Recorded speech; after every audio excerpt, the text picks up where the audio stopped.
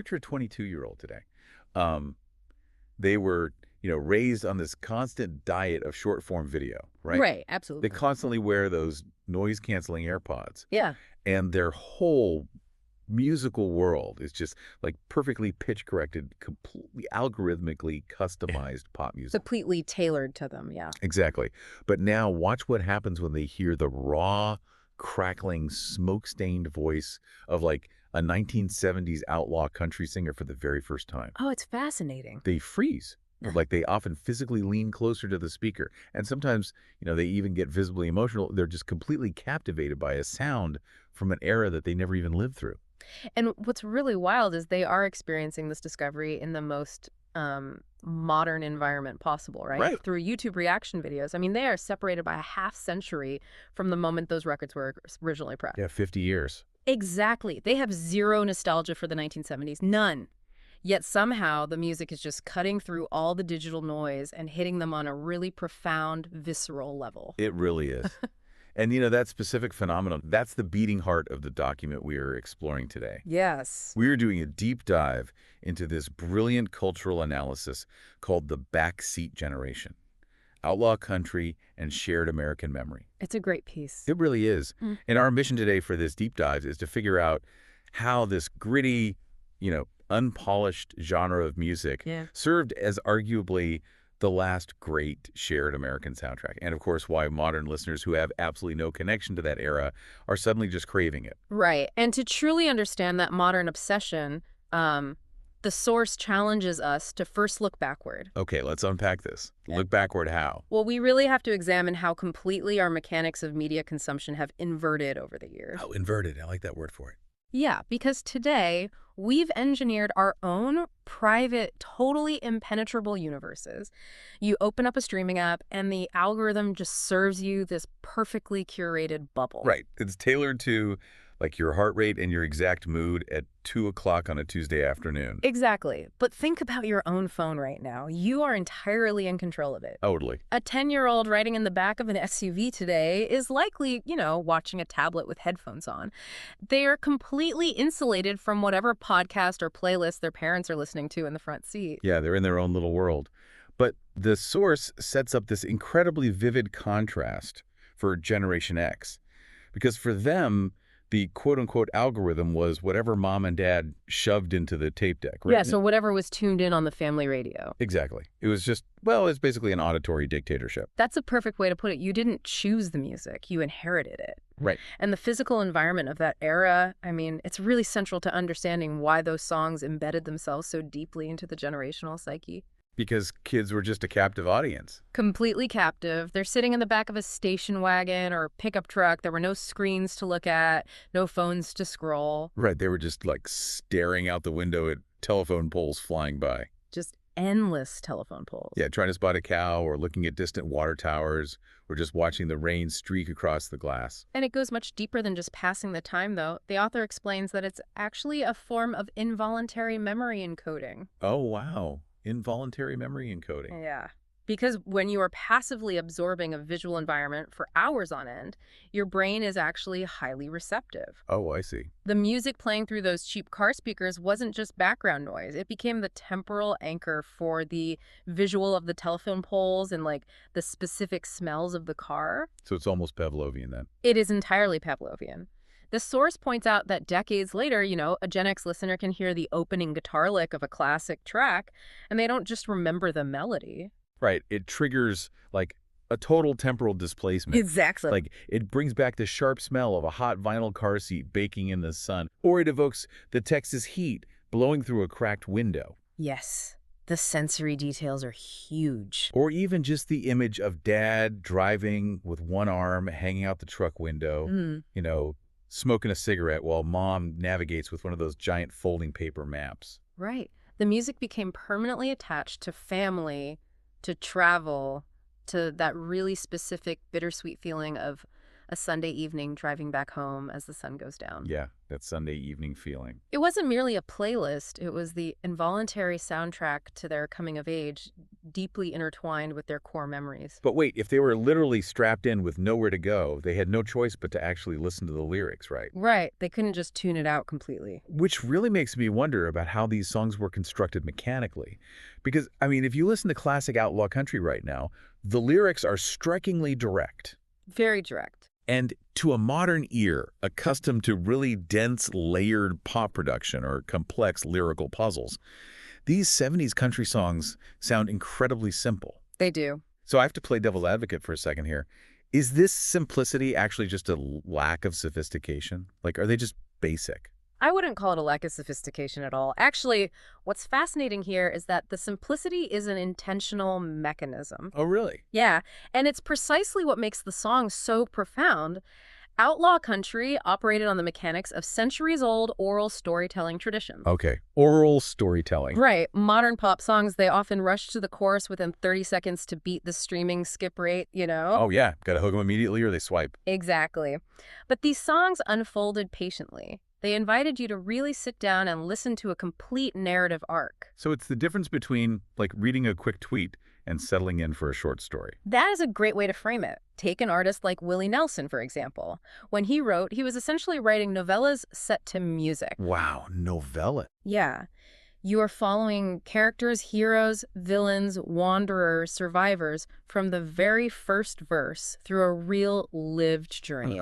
Yeah. And the source notes that these stories rarely offered perfect endings because they were reflecting a messy reality. Right. You had devastating failures, you had folks making terrible decisions, and just having to live with the consequences of those choices. So they aren't tied up with a neat little Hollywood bow where the guy gets the girl and they just ride off into the sunset. Far from it. That lack of a fairy tale resolution gave the music a raw, undeniable authenticity. You weren't listening to pop perfection. Right, you're listening to something real. Exactly. You were listening to a reflection of a blue-collar worker struggling to make rent, or a lonely traveler missing their family, or someone trying to outrun a deeply regrettable mistake.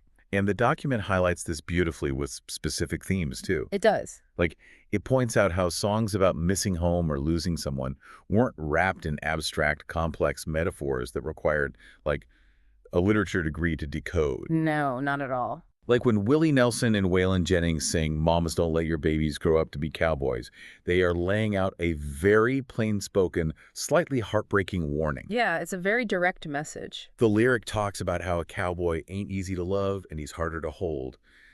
It doesn't romanticize the freedom at all. It highlights the severe isolating cost of that freedom. Exactly. The artists weren't trying to impress anyone with their vocabulary or, vocal acrobatics. Right. They were engineering a direct human connection. It feels like you are sitting at a diner counter at 2 a.m, and the guy next to you is just laying his actual life out on the Formica table. Man, that's such a great image. But, okay, if this music was so radically honest and, like, slightly melancholic, how did it end up becoming the massive default soundtrack playing in every suburban station wagon across America? Well, that's the turning point. Because here's where it gets really interesting. To understand that, we have to look at the quote-unquote outlaw part of Outlaw Country. Yeah. Because when we hear that word, our immediate instinct is to picture, like, literal train robbers or fugitives running from the police. Right, the Jesse James image. But the text is very clear on this distinction. The outlaw label wasn't about breaking the law. Okay. It was about creative autonomy. It was a fierce rejection of an incredibly rigid, almost industrial factory system that had completely taken over country music. Okay, break down that factory system for me. What was the quote-unquote Nashville machine actually doing? So in the 1960s and early 70s, the corporate labels in Nashville had developed this highly formulaic approach to making music, which was often called the Nashville sound. Right.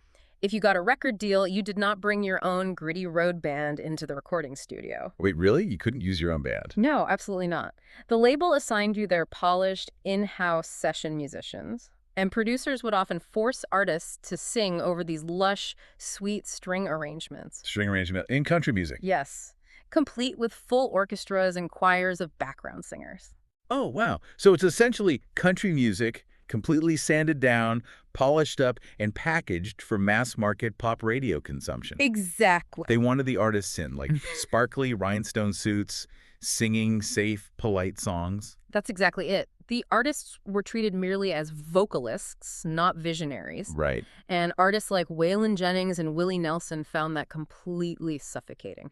I mean, Willie Nelson literally packed up, left the Nashville establishment entirely, and moved to Austin, Texas. Just to get away from it. Just to escape the corporate machine. He wanted to play with his own touring band in a place where, hippies and rednecks were mixing together and listening to raw music. Wow. And Waylon Jennings fought these legendary bitter battles with his label executives just to be allowed to use his own road musicians in the recording studio. So they were fighting for the stripped-down drums. They wanted the raw, unpolished acoustic guitars. Yes. They demanded the freedom to make their own artistic choices, even if it meant making their own mistakes, right? Yeah. Exactly. They were demanding the right to be imperfect. And if we connect this to the bigger picture, when you look at who was passively absorbing this music, those Gen X kids sitting in the back seats, the thematic overlap is just staggering. Oh, right. Because Gen X was the generation of intense, almost forced independence. Oh, It's absolutely. like this was the era of riding bikes miles away from home, drinking straight from the garden hose, building those structurally questionable forts in the woods. Yes, the classic 70s childhood. And just navigating the neighborhood without a cell phone to call for help. Exactly. They were solving their own problems because constant adult supervision was, frankly, virtually non-existent. Yeah, the classic, be home when the streetlights come on, childhood. Right. It makes me think that Outlaw Country is essentially the latchkey kid of music genres. Oh, I like that. It's unsupervised, it's entirely self-reliant, it has dirt on its knees, and it is entirely unapologetic about it. That latchkey kid analogy is highly accurate, actually. Those kids learned self-reliance early on. They had to. They understood risk and consequence by actually doing things and often failing at them. So when they heard this music, music that actively celebrated resilience and pushed back against authority and really respected the dignity of ordinary people just trying to get through a brutal work week, it perfectly mirrored their developing worldview. Right. The music didn't sugarcoat life. It acknowledged that life was hard, but it maintained a fair sense of personal dignity. And that shared DNA of rebellion leads to one of the most surprising revelations in the source material, I think. Oh, yeah. The text explicitly argues that outlaw country and 1970s classic rock are actually cousins. It seems highly counterintuitive if you just look at the aesthetics, right? Yeah, completely. You picture a country fan in cowboy boots and a rock fan in a leather jacket, and you assume they are operating in completely different universes. Right. But if you look at the underlying mechanics of the music in the 1970s, they are operating on the exact same philosophical frequency. Because both movements were reacting against the exact same thing. Yeah. Manufactured corporate pop music. Exactly. They were navigating a really turbulent cultural era. You had the fallout of Vietnam, you had Watergate, and young people were just deeply suspicious of institutions and authority. Of course. So a teenager listening to early Bruce Springsteen or Led Zeppelin was searching for the exact same things as the kid listening to Waylon Jennings. That makes so much sense. They both wanted music that reflected working-class struggles, the search for personal identity, and the necessity of taking radical personal responsibility. Yes. The difference is merely the aesthetic wrapping.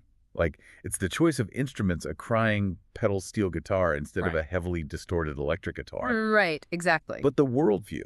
They both firmly believe that music had a duty to say something real, loud, and uncompromising. And because the media landscape was so heavily concentrated back then, with only a few major radio stations or television channels in any given town, that uncompromising message was broadcast to millions of people simultaneously. Yeah, everyone heard it at once. The family radio wasn't just a local phenomenon. It was a massive national campfire that everyone was sitting around at the exact same time. Which highlights a profound cultural shift. Mm. That immense sense of shared generational identity, like knowing the exact same songs, understanding the same cultural touchstones, that was only possible because of that bottleneck of media consumption. Exactly. Everyone was forced to consume the same media at the same time. And that reality has completely vanished today. It really has. The media landscape hasn't just fractured, it has shattered into millions of individualized pieces. Think about your own media habits today. Think about using a modern streaming app. It's like using a GPS that never lets you make a wrong turn or get lost. Right. It calculates your exact preferences and keeps you on a perfectly smooth, predictable road. Yeah. We literally never have to listen to a genre we don't already love. But Outlaw Country was like being handed a paper map, a full tank of gas. and just seeing where you end up. And the source asks a really compelling question about this. Did we gain infinite convenience but lose our cultural connection in the process? It's a great question, because in the past, a hit song wasn't just popular on a Billboard chart, it functioned as a cultural landmark. Yeah. It was a shared text discussed by friends at school, by family at the dinner table, by coworkers at the water cooler. Today, we are separated into infinite micro-audiences. We have a million choices, but significantly less common ground. Exactly. Which brings us back to the hook we started with the 22-year-olds on YouTube. Right. Because in this fractured, hyper-curated modern landscape, younger generations are actively seeking out this 50-year-old music, and their reactions are going viral. You see them everywhere online right now. You do. A young creator sitting in their LED-lit bedroom, pressing play on a classic Willie Nelson track, and just having their mind completely blown. But why? Yeah, why them? They don't have the context of the Gen X latchkey childhood. Right. They don't care about the Nashville recording industry rebellion. What is grabbing them so strongly? Well, a reaction video operates on the currency of genuine emotional discovery, right? Okay. When a modern creator hears modern, highly produced music, they might nod along to the beat because it's catchy, but when they hear classic outlaw country, they react viscerally because of the undeniable power of imperfection. Interesting. How does that imperfection actually translate to the listener through the screen? Well, think about the media diet of a typical 22-year-old. They have spent their entire lives consuming pitch-corrected, flawlessly quantized, heavily processed audio. Right. Everything is perfect. Modern production technology is literally designed to mathematically smooth away all the rough edges. If a singer is slightly out of tune, a computer fixes it instantly. But those classic outlaw recordings, you can hear the physical room they recorded in. The tempo fluctuates naturally because humans, not computers, are playing the instruments. You can hear the miles on their voices. You can hear the late nights, the cigarette smoke, and the worn-out vocal cords. Absolutely. Like when Waylon Jennings hits a note, it sometimes cracks, and they just left that crack on the final record. They left it all in. The songs breathe. The artists didn't just sound different from each other, they were different, and they let those eccentricities bleed right into the microphone. Yeah. And when a 22-year-old creator presses play on that, they're expecting a dusty, archaic sound. Instead, they get hit with a vocal performance that sounds like a guy who has lived 1,000 hard lives. Oh, wow. You literally watch them physically recoil in their chair. You watch them pause the video just to process the sheer emotional weight of the lyric. They might have zero nostalgia for the 1970s, but their reaction on camera is universally, "This feels real." This feels real. That's so powerful. It's undeniable proof that while technology and distribution methods constantly change, authenticity remains completely timeless. It does. Great songs aren't tied to passing trends or, the latest auto-tune software. They are anchored to universal human mechanics experiencing devastating loss, finding unexpected love, dealing with absolute failure, and just hoping for some kind of redemption. Right. As long as people are living messy human lives, that raw authenticity will always cut through the digital noise. But this leaves us with a critical dilemma moving forward. Okay. The source material forces us to look at the trajectory of our media. This raises an important question. If algorithms continue to perfectly insulate us into our own private, seamlessly produced entertainment bubbles, will we ever have a shared cultural soundtrack again? Oh, that's a tough one. Right. Decades from now, without a quote-unquote family radio forcing us to sit in the backseat and listen to the same stories, what will be the cultural landmarks that instantly connect a generation to their shared human experiences? That is the ultimate question. It makes you wonder what our current shared memories will even look like, or if they'll exist at all in the same way. So what does this all mean? We've gone on quite a journey today exploring the backseat generation. We started with kids in station wagons, staring at water towers, completely at the mercy of their parents' tape deck, forming deep memories tied to the smell of vinyl and the sound of a steel guitar. We did. And we explored how a demand for honest, unpolished storytelling sparked an artist-led rebellion against the Nashville corporate machine. And we saw how that deeply rebellious DNA perfectly mirrored the independence of the latchkey Gen X kids, eventually circling all the way back to modern Gen Z listeners pausing YouTube videos because they are desperately craving raw authenticity. Yeah. Outlaw Country managed to achieve something incredibly rare. It created a cross-generational shared language based on nothing but human truth. It really did. Well, thank you for joining us on this deep dive into the source material. As you go about your week, whether you're, queuing up a hyper-curated algorithmic playlist on your phone or just listening to whatever is playing through the ceiling speakers at the grocery store, try to look for that outlaw authenticity. Definitely look for it. Listen for the imperfections. Look for the raw human stories that manage to slip past the algorithm, because who knows? Even without that hot vinyl car seat and the Texas heat rolling through the cracked window, you might just find a musical truth that sticks with you for a lifetime.